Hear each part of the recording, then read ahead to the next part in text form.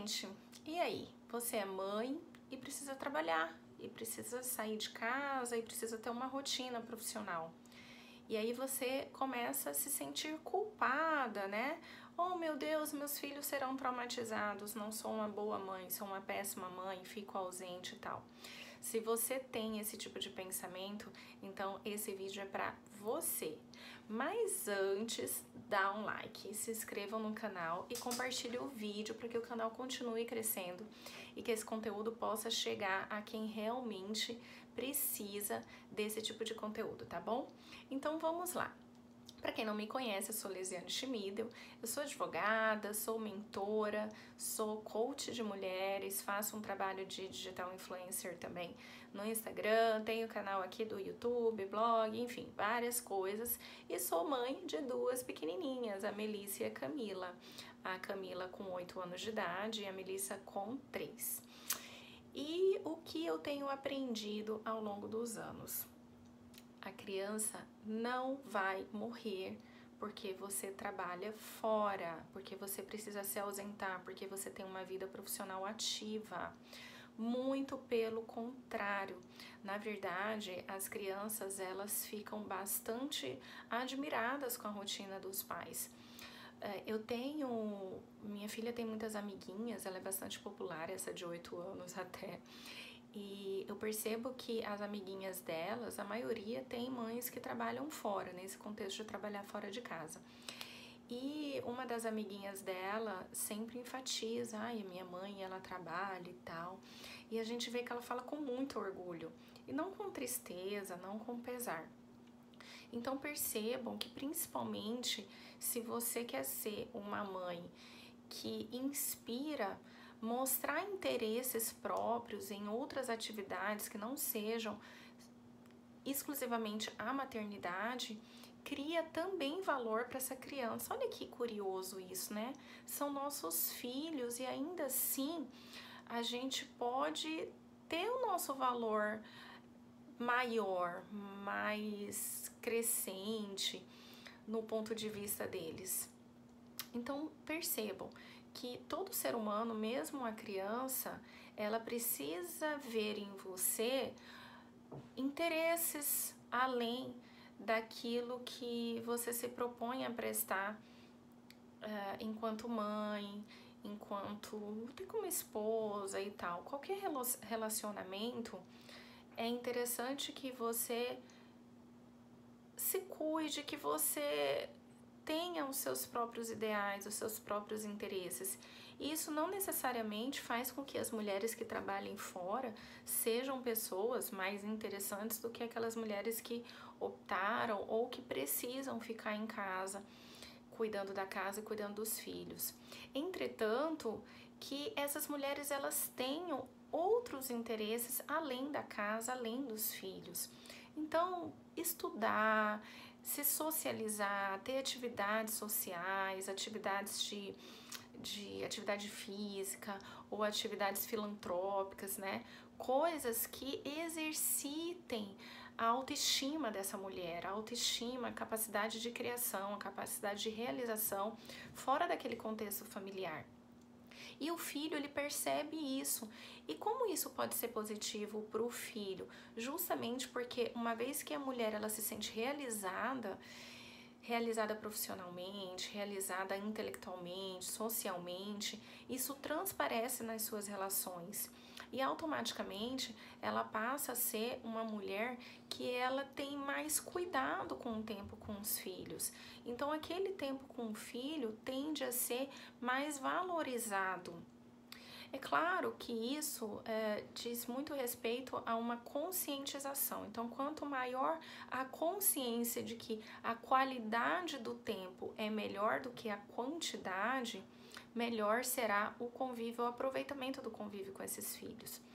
Então, eu posso dizer que eu já vivi as duas realidades. Eu já fiquei muito mais em casa, inclusive trabalhando mais em casa, estando mais próxima das minhas filhas, e já estive também numa rotina mais veloz e que me exigia ficar mais tempo fora de casa, menos presencialmente com elas. E o que eu percebi é que o prejuízo é muito maior quando nós estamos perto, porém longe.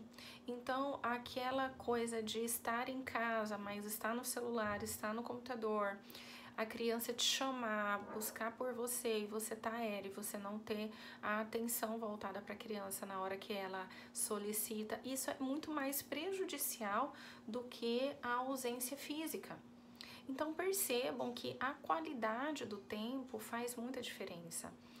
Eu posso dizer que eu tenho filhas autossuficientes e que elas sentem sim a minha falta presencial, mas que não é algo que se prolonga no tempo. Eu não vejo nenhuma consequência emocional, né, negativamente falando. Justamente porque o tempo em que eu estou com elas, eu estou com elas. E eu tenho na minha agenda, inclusive, esse tempo, né? Então, eu tenho tempo para minha filha pequena e o tempo para minha filha maior. Então, muitas vezes eu dedico um tempo exclusivo para uma ou para outra à noite, antes de dormir. Então, eu converso com as minhas filhas, eu procuro saber como foi o dia delas. E percebam, não é uma conversa trivial, eu realmente me proponho a dar o máximo de atenção àquilo que elas me falam. Então, escuto, debato, procuro saber das atividades escolares, eu acompanho as atividades escolares, eu tenho um horário para fazer isso também. Então, isso é ser presente, acompanhar a alimentação, o que está comendo, o que não está, com quem está andando. Isso é perfeitamente possível de ser feito. E um outro ponto interessante é que as pessoas que você tem ao seu redor, ao seu ciclo disponíveis para serem apoio, para que você possa trabalhar, exercer a sua profissão ou qualquer outra atividade com maior tranquilidade, elas precisam ser treinadas. Então precisa haver uma comunicação prévia e clara daquilo que você espera que essas pessoas façam por você durante a sua ausência. Então os horários das crianças, o horário de dormir, o horário de comer, o que vestir, o que comer, né? Então até normas de convivência, de educação. Quem me acompanha no Instagram sabe que eu tenho uma tabela de tarefas que as minhas filhas precisam cumprir para que elas sejam recompensadas ou punidas. Eu espero sempre que elas sejam muito mais recompensadas do que punidas, não é esse o foco não é punir, o foco é incentivar que elas cumpram as tarefas. E todo mundo é engajado, então a minha babá é engajada nisso, a minha enteada é engajada, o meu marido é engajado, mas porque houve uma comunicação prévia sobre isso. Inclusive, essas normas foram passadas primeiro para as maiores interessadas, que são as crianças. Então, elas debateram aquilo, foi explicado como seria cobrado, como seria exigido, quando, como, quais seriam as exceções, qual seria a forma de recompensá-las, inclusive, e a forma de puni-las. Então, tudo isso faz com que você fique mais tranquila. E no que diz respeito à culpa, é importante você pensar que o que você faz hoje, você faz de acordo com as suas possibilidades. Então, quando você tem uma consciência de que você faz o melhor de acordo com as ferramentas que você possui, você se libera dessa culpa e mais, você libera muitas vezes os seus pais dessa culpa, sabia? Porque quando a gente passa a ter consciência de que os pais sempre serão culpados pelas frustrações dos filhos, entretanto, eles nos deram aquilo que eles podiam dar de acordo com as ferramentas materiais e emocionais que eles tinham na época. Então percebam que muito de como nós fomos educados foi uma repetição daquilo que os nossos pais teve de exemplo de educação e que hoje a gente lida de uma outra forma porque nós adquirimos ferramentas diferentes. Ou não, ou nós acreditamos nisso como algo positivo e transmitimos também aos nossos filhos. São as ferramentas que nós acreditamos serem mais adequadas. Eu aplico muita coisa da educação da minha mãe, que eu acho que foi excepcional, de acordo com as possibilidades que ela tinha, no contexto de vida que ela tinha na época. Minha mãe me teve muito, muito jovem. e muita coisa de educação, do que eu estudei, do que eu busquei, né?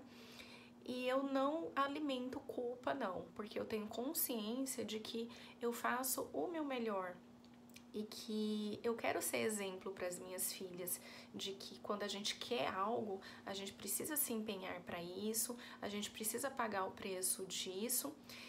Mas é claro que esse preço não precisa ser a carência dos nossos filhos ou a negligência para com eles. Muito pelo contrário, o preço é justamente saber equilibrar tudo isso de uma maneira positiva, adequada, com organização e disciplina. É importante que nós desempenhamos as nossas atividades com disciplina, justamente para que a gente consiga esse equilíbrio. Sem disciplina, tudo fica um caos, tudo fica vira um transtorno e sai do seu controle, aquilo que deveria ser. Tem um livro que me ajudou muito a trabalhar essa questão da culpa enquanto mãe, que eu comprei na minha primeira experiência como mãe, que foi da minha filha Camila, que é esse aqui, Crianças Francesas Não Fazem Manha, da Pamela Druckerman. Ela é uma jornalista norte-americana e que criou seus filhos e que cria seus filhos em Paris, num contexto de adaptação social, cultural, bastante complicado. E é um livro interessante porque ele vai além dessa coisa do como educar, sabe, de técnicas e tal. É um livro que ensina muito sobre cultura e faz você compreender o porquê que algumas mães agem de maneira A, B ou C. E eu não concordo com muita coisa do modo francês de educar, mas eu concordo com a maioria delas. E eu acredito, sobretudo, que nós devamos manter o nosso jeitinho maternal brasileiro, mais carinhoso, mais afetuoso, mais apegado até. Mas nós devemos aprender, sim, com os europeus, e aqui eu coloco os europeus no contexto geral, de incentivar a independência dos nossos filhos. Eu percebo hoje as crianças crescendo muito dependentes, muito precisando de alguém decidir por elas. É claro que as crianças, elas precisam que nós, pais, decidamos por elas. Mas é preciso estimular também o raciocínio dessas crianças, fazê-las pensarem nas opções, nas possibilidades, para que elas sejam adultas mais seguras, mais conscientes de seus deveres e, sobretudo, das suas possibilidades. Então, é um livro que eu indico para essa mudança de olhar, de percepção, né? Eu acho muito importante isso. Então é isso, eu espero que esse vídeo tenha ajudado, tá? Eu sou solidária a todas as mães que sofrem e não vou dizer que eu não sofro, algumas vezes sim, mas eu procuro ver o melhor que eu faço e procurar melhorar e procurar meios de compensar esse sentimento, essa frustração eventual. E eu acredito que eu tenho bastante êxito até. Minhas filhas eu considero que são bastante felizes, crianças muito queridas e eu falo isso não por ser mãe, mas porque eu recebo muito feedback nesse sentido e é algo que me orgulha bastante. Então é isso, espero que tenham ajudado. Novamente, curtam o vídeo, se inscrevam no canal, compartilhem para as mamães que sofrem. E espero vocês aqui no canal no próximo vídeo. Me acompanhem no Instagram, lá eu sempre posto meu dia a dia, posto coisa com as crianças, as confusões também. E eu acho que muita gente se identifica com isso, tá bom? Beijos e fiquem com Deus.